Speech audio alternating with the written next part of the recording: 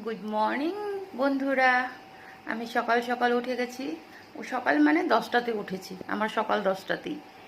আর সকাল 10টার সময় উঠে তারপর হলো সব মুখ টুক ধুয়ে বাকি কাজ টাজ করে এখন আমার জন্য ব্রেকফাস্ট রেডি করছি।